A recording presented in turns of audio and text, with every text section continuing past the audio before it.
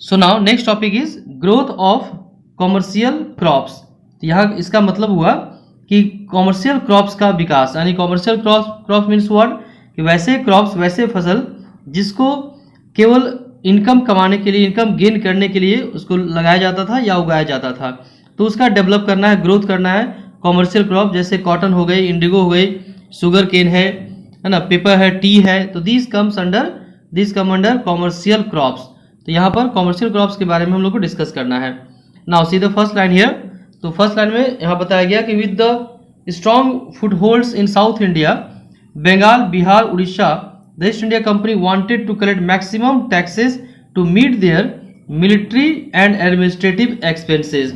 यानी यहाँ पर बताया गया कि जब साउथ इंडिया में है, बंगाल है, बिहार है और उड़ीसा है, तो इन सारे जगहों पर जब ईस्ट इंडिया कंपनी जो है उसका डोमिनेशन हो गया, यानी वहाँ पर उसका दबदबा हो गया, वहाँ उसका एक तरह से रूल इस्टाब्लिश हो गया और उसके कब्जे में आ गया, तो अब दूसरा जो टारगेट था वो क्या था? दूसरा टारगेट ये था कि कैसे अधिक से अधिक पैसे को कमाया जा सके, अधिक से अधिक टैक्स को वसूला जा सके, ताकि जो उसका मिलिट्री एक्सपेंसेस है, वहाँ पर जो खर्च हो रहा है मिलिट्री के लिए, मेंटेनेंस के लिए, या जो एडमिनिस्ट्रेटिव एक्सपेंसेस है यानी प्रशासन को चलाने के लिए जो खर्च है, उन खर्चों को कैसे पूरा किया जा सके। तो उसका एक क्या उपाय था कि टैक्स को इंक्रीज करना है, ठीक है, ताकि बंगाल, बिहार, उड़ीसा और साउथ इंडिया का जो एडमिनिस्ट्रेशन सिस्टम है उसको चलाया जा सके और मिलिट्री एक्सपेंस के भी जो भी खर्च होंगे उसे भी मेंटेन किया जा सके।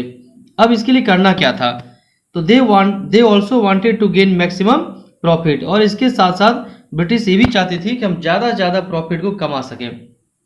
अब इसके लिए करना क्या है कि so the company started using coercive methods to procure goods which were in great demand in Europe. तो अब इसके लिए करना क्या था? अब प्रेशराइज करनी थी इंडियंस लोगों को, इंडियन किसानों को, कि वैसे गुड्स को ही आगे बढ़ाना है जिसकी यूरोप में काफ़ी डिमांड थी। यानी इंडियंस को प्रेशराइज किया गया कि आपको वैसे गुड्स को ही ग्रो करना है जिसकी डिमांड यूरोप में ज़्यादा है, ताकि उसे सेल कर ज़्यादा से ज़्यादा इनकम ब्रिटिश को हो सके।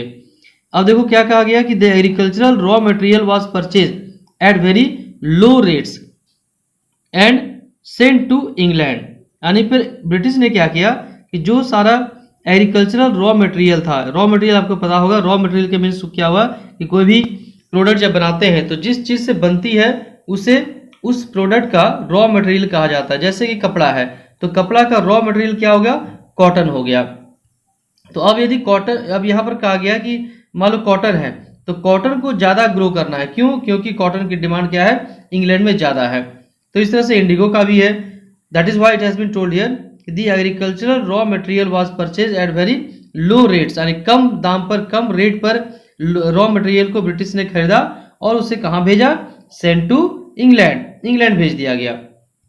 उसके बाद वहां पर क्या हुआ?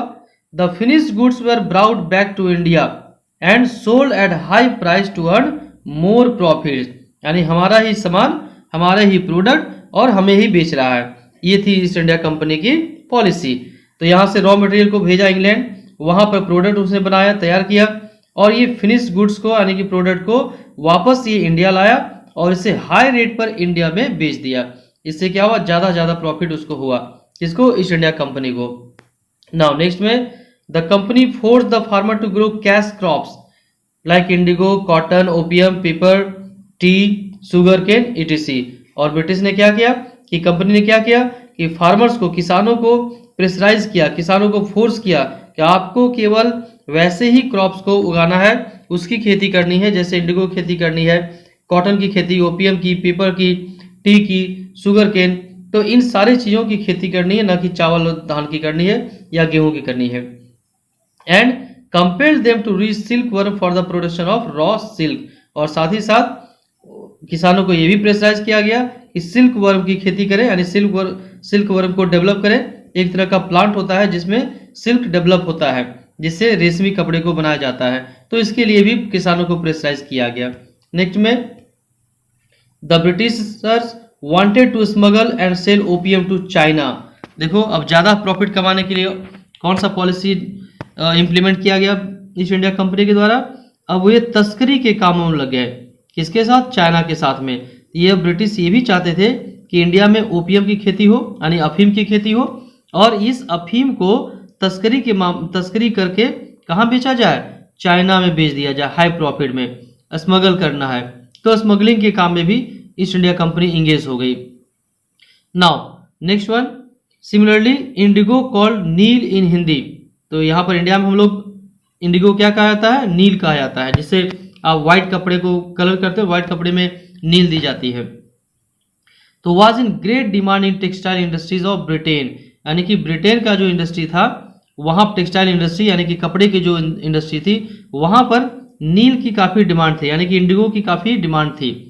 The peasants were forced to cultivate indigo plants to extract blue dye, they led miserable life as they faced very low price of indigo. तो यहाँ पर देखो किसानों को तो कहा गया ठीक है आप इंडिगो को ग्रो करना है, लेकिन जो रेट मिलना चाहिए किसानों को इंडिगो का, वो रेट किसानों को नहीं मिल पाता था। बहुत ही लो प्राइस इंडिगो का मिलता था किसानों का, जिसके कारण किसानों की जो स्थिति थी ये काफ़ी मिजरेबल हो गई थी, दयनीय हो गई थी।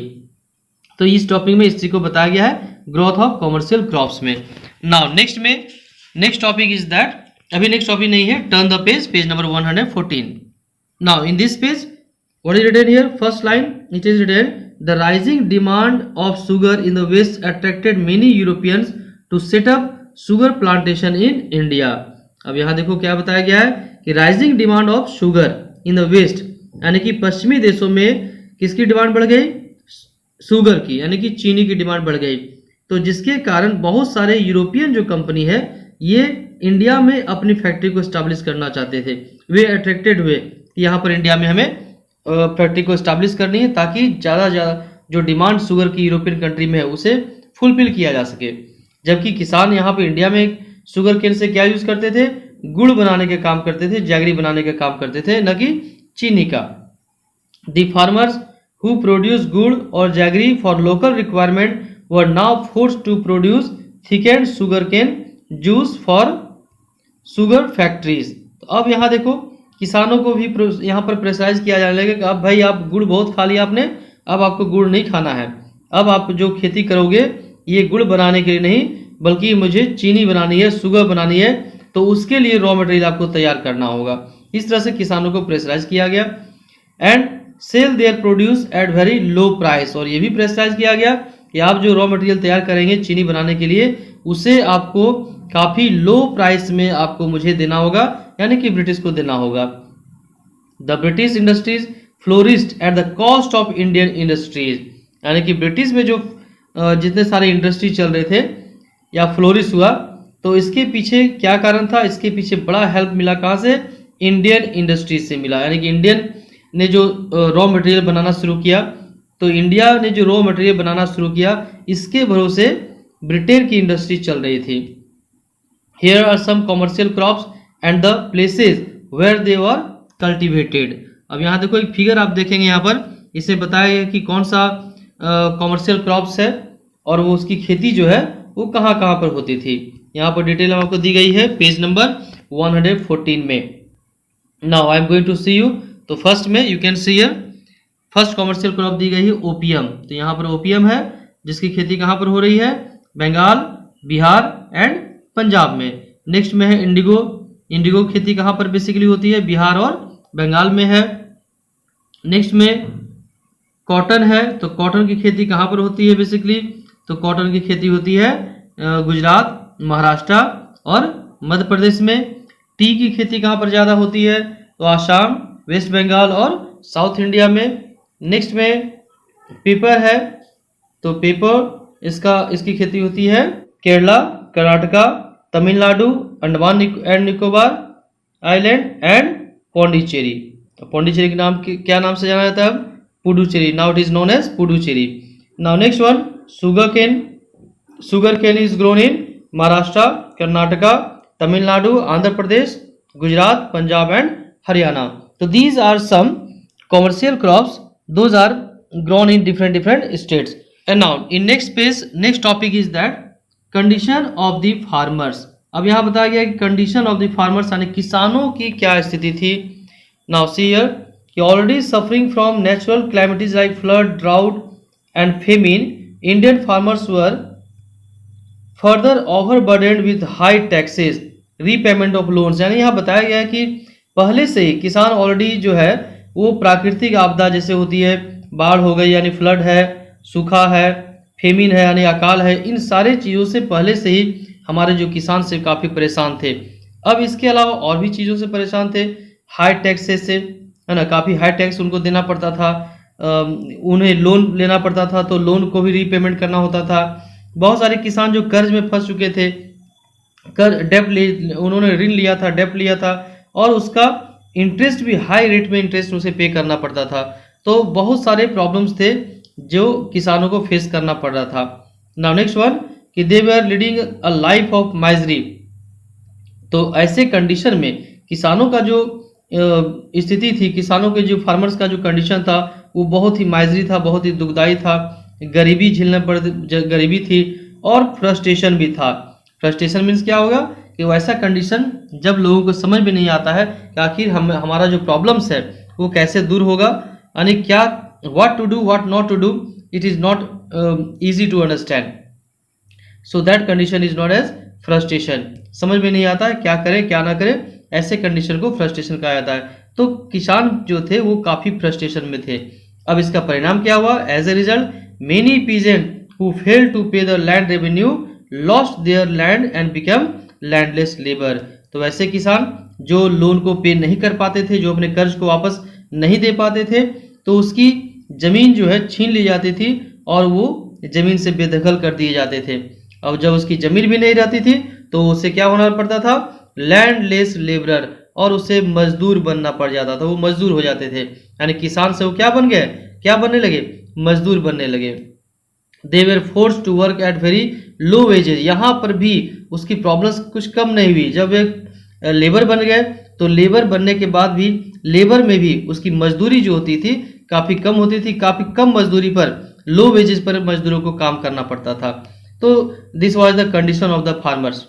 Now next one is that, next topic is that revolts of farmers, यानी कि फार्मर्स ने कौन कौन सा विद्रोह किया इसके बारे में और क्या इसके कारण थे। यहाँ पर बताया गया कि जब when atrocities, repression and exploitation reached beyond the limit, there was a mass outburst in the form of revolt। कहा गया है कि जब एक्सप्लॉयटेशन काफ़ी ज़्यादा किसानों का बढ़ गया, उनका शोषण हुआ, उन पर उनके रिप्रेशन शुरू हो गया, उन पर एट्रोसिटीज़ हुआ, उन पर अत्याचार हुआ, तो ऐसे कंडीशन जब ये काफ़ी बढ़ गया तो किसानों ने क्या शुरू किया? किसानों ने रिवोल्ट किया, उसका विरोध किया या विद्रोह किया। नाउ यहाँ पर नेक्स्ट में क्यों हुआ? There was a long list of injustices meted out to the farmers at various times during the British rule. यानी कि जब ब्रिटिश का शासन था, ब्रिटिश का रूल था, इसमें बहुत ऐसे कई लिस्ट है, यानी बहुत बार ऐसा हुआ, बहुत टाइम ऐसा हुआ जहां पर किसानों के साथ में इनजस्टिस हुआ, उनके साथ अन्याय हुआ। तो यहाँ पर कुछ एग्जाम्पल दी गई है। Some of these were as follows. अब यहाँ पर क्या क्या अन्याय हुआ, कौन कौन से रिलेटेड है, इसके बारे में यहाँ पर दी गई है। फर्स्ट में land revenue settlements and their administration. जो हम लोगों ने जो पिछले टॉपिक में पढ़ा था लैंड रेवेन्यू सेटलमेंट्स के बारे में। तो लैंड रेवेन्यू सेटलमेंट से किस प्रकार से किसानों का विद्रोह एक्सप्लॉयटेशन हुआ, ये दिया गया है, ये कारण था रिवोल्ट का। इकोनॉमिक एक्सप्लॉयटेशन, किसानों का आर्थिक शोषण हुआ, और स्पेशली कहाँ पर? रूरल मासेज में, यानी कि ग्रामीण क्षेत्रों में ज़्यादातर शोषण हुआ किसानों का। लॉन्ग स्टैंडिंग लोन एंड इनडेप्टनेस, यानी किसान जो है, किसानों को लोन लेना पड़ा, कर्ज लेना पड़ा, और कर्ज के जाल में किसान जो है वो फंस गए थे, ये कारण था। Eviction of peasants from land that led to become landless labourers, और किसानों को उसकी ज़मीन से जो बेदखल कर दिया गया, ज़मीन से बाहर कर दिया गया, और उसे क्या बनना पड़ा? एक मजदूर बनना पड़ा, लैंडलेस लेबर बनना पड़ा। वैसे किसानों को किसान से क्या बनना पड़ा? अब मजदूर बनना पड़ा। ये कुछ कारण थे जिसके कारण किसानों ने क्या किया? रिवोल्ट किया। These causes resulted in revolts, outbreak and rebellions even before the first war of independence in 1857।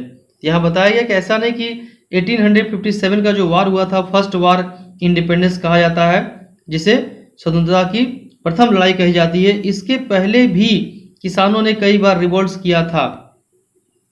It was only 1930 that organizations of किसान सभा started supporting the cause of the peasant। और यहाँ बताया गया है कि 1930 में एक ऑर्गेनाइजेशन बनी थी किसान 1930 में 30 का जो समय था उस समय से किसान सभा जो थी ऑर्गेनाइजेशन ऑफ किसान सभा यानी किसानों का जो एक संगठन था, तो इन लोगों ने किसानों का समर्थन करना शुरू किया और इसके पहले काफी रिवॉल्ट काफी विद्रोह किसानों द्वारा किया गया था। Now next topic we have to discuss, it is a do you know section, means important statements have been given here that you have to know। यहाँ बताया गया है कि कौन कौन से मूवमेंट हुए थे जो किसानों ने किया था। Now see the do you know section here। तो do you know section में यहाँ पर बताया गया है कि कौन कौन से विद्रोह हुआ था, कौन कौन सा रिवॉल्ट हुआ था। तो first one, ryot of Bengal refuse to grow indigo as and a rebellion broke out in 1859 known as blue rebel. तो यहाँ पे बताया गया कि 1859 में कौन सा रिवोल्ट हुआ था, ब्लू रिबेल हुआ था, नीला विद्रोह हुआ था, नील विद्रोह हुआ था। नेक्स्ट में है मोपला विद्रोह। तो Moplahs of South India revolted against the increasing burden of taxation in 1860 and 1870 and 1860 और 1870 के टाइम में क्यों हुआ था मोपला विद्रोह, मोपला रिवोल्ट क्यों हुआ था, इंक्रीजिंग बर्डन टैक्सेशन यानी टैक्स में काफ़ी इंक्रीजमेंट हो गई थी, काफ़ी बढ़ा दी गई थी टैक्स, जिसके कारण मोपला रिवोल्ट स्टार्ट किया गया था। नेक्स्ट वन है Deccan riots turn violent in 1875 due to rural indebtedness. तो 1875 में डेक्कन में राइट हुई थी कर्ज को लेकर के, इंडेप्टनेस के मामले को लेकर के। In next one peasants movement at Champaran in northwest Bihar started in 1860 and went till 1920। तो 1860 में चंपारण में मूवमेंट शुरू हो चुका था जो कि ये 1920 तक गया, वहाँ तक चली गई। And the peasants oppose cultivation of indigo and high taxes. तो चंपारण में जो विद्रोह किया गया था या विरोध किया गया था वो उसके पीछे क्या कॉज था, कल्टिवेशन ऑफ इंडिगो यानी कि नील की खेती करना। किसान नहीं चाहते थे नील की खेती करना, बट ईस्ट इंडिया कंपनी ने फोर्स किया कि आपको नील की खेती करनी है, ब्रिटिश ने फोर्स किया। और इसके साथ ही टैक्स जो था वो काफ़ी हाई था, जिसके कारण वहाँ पर विद्रोह हुआ। नेक्स्ट वन है कि प्रतापगढ़, रायबरेली, सुल्तानपुर, फैजाबाद, उत्तर प्रदेश, यहाँ पर भी काफ़ी किसानों का विद्रोह हुआ। नेक्स्ट है बताया गया it has been told here कि Awadh Kisan Sabha was form under the leadership of Jawaharlal Nehru in 1920। यहाँ पर किसी रिवोल्ट के बारे में नहीं बताया गया, जस्ट एक इन्फॉर्मेशन है जो कि बहुत ही इंपॉर्टेंट इन्फॉर्मेशन है कि 1920 में जवाहरलाल नेहरू की लीडरशिप में एक अवध किसान सभा को बनाया गया था। Now next one, increase in revenue was opposed by farmers of Tanjore in 1923-24। 1923 और 1924 में तंजौर में भी किसानों ने विरोध किया था, किसके खिलाफ में, रेवेन्यू को इंक्रीज करने के खिलाफ में। नेक्स्ट वन है कि the first ryot association was organised by N G Ranga in 1923। Very very important information has been given here कि 1923 में फर्स्ट टाइम ऐसा हुआ कि जब रैयत का एसोसिएशन बना। किसने बनाया, किसकी लीडरशिप में, एनजी रंगा ने बनाया था। नेक्स्ट वन, द किसान movement in Uttar Pradesh demanded the evolution of zamindari system. ठीक है, तो जमींदारी सिस्टम को एबोलिश करने के लिए यानी कि समाप्त करने के लिए उत्तर प्रदेश में किसानों ने मूवमेंट किया था। इन 1927 बारदोली में किसने मूवमेंट किया, सरदार पटेल ने, सरदार वल्लभ भाई पटेल ने अपोज किया, किसका विरोध किया, increase in revenue by Bombay presidency. यहाँ पर भी रेवेन्यू इंक्रीज कर दिया गया था, जिसके कारण 1927 में सरदार वल्लभ भाई पटेल ने बारदोली में सत्याग्रह किया था। And last information from do you know section is that the peasants of Kheda oppose the revenue rise. Kheda में भी किसानों ने रेवेन्यू जो हाई किया था, रेवेन्यू हाई करने के खिलाफ में किसानों ने खेड़ा में भी विद्रोह किया था। तो these were some farmer revolts और peasants revolts that has been given here. Now next topic we have to complete colonies and tribal societies, page number 116.